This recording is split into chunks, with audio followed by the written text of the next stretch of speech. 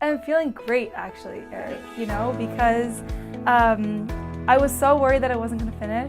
I was so worried, actually, that I was going to give up. But then I decided that I could either push myself, finish it, and be proud of it, or be disappointed that I didn't finish it. I'm good, I'm happy with it. You've probably heard the phrase, it's not about the destination, it's about the journey. Well, I think it's sort of about both the destination and the journey, but on today's episode, we're gonna talk a little bit about why we need to remember the journey, because sometimes it can make the destination much, much sweeter.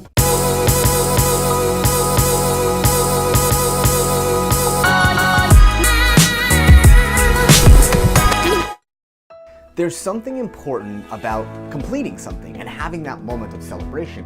But what's important to also remember is that the actual process itself is where most of the growth happens. One of the things like putting out your podcast season or publishing your book or launching a video show is, there's that moment of sort of adulation and excitement that comes of it.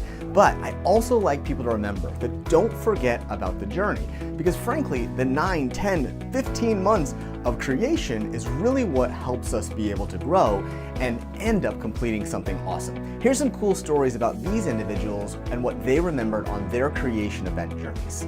I'm so excited. I mean, it's crazy to think about like all these months just condensed into this one moment. I mean, just seeing the cover, I was like bloody amazed. I was like, oh my God, like I can't believe, like me, like what? But at the end of the day, other people got to read it and I got positive approval in a way. And I got a lot of feedback along the way and it's been quite a journey. Like I've enjoyed the process and it's been unbelievable. And it's been an excuse to meet some powerful people that I never thought I'd be worthy of being in the room in, but yeah, I'm excited. It was definitely, I definitely feared having that conversation about, switching topics just because we were already probably a month into the process, and I knew that if I did switch topics, I would be behind a little bit. But I remember talking to you earlier, it's just like I wasn't really feeling that topic and it didn't get me as excited, so I turned to my other two interests, entrepreneurship and startups and sports, and kind of just figured out that those ideas are just so perfect together and very compelling. And I could tell a great story using those topics and illustrate my points more directly. Like that's what got me excited about the book. I think I envisioned it. I was like, oh, I'm just gonna read a book, it's gonna be fun. I don't know if it was fun, but I mean it was along the way, but it's definitely challenging. Georgetown was not working for me for a while. The first 2 years especially were very difficult. And there was the day when I remember signing up for the class. I'm not in the business school, so I had to go through the whole process. I was gonna move heaven and earth to do it.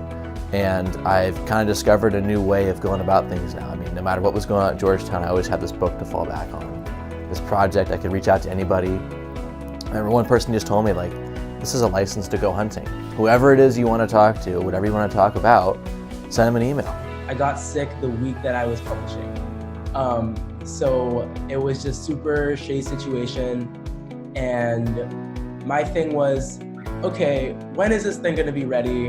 When am I actually going to be able to put out something that I can show people and just talk about? Because theoretically, I could justify in my black and white mind, oh, I need this many years of experience working in marketing. So I should actually postpone it and reach back to Eric like 5 years into my career. I should I should probably be a senior person in this place to actually, it just kept going and kept going and kept going to the point where I was just like, you know what, why don't I try to package as much as possible so people actually are able to consume things, just not, so, my little bubble, just me talking to myself and being in that little bubble was not a healthy place to be.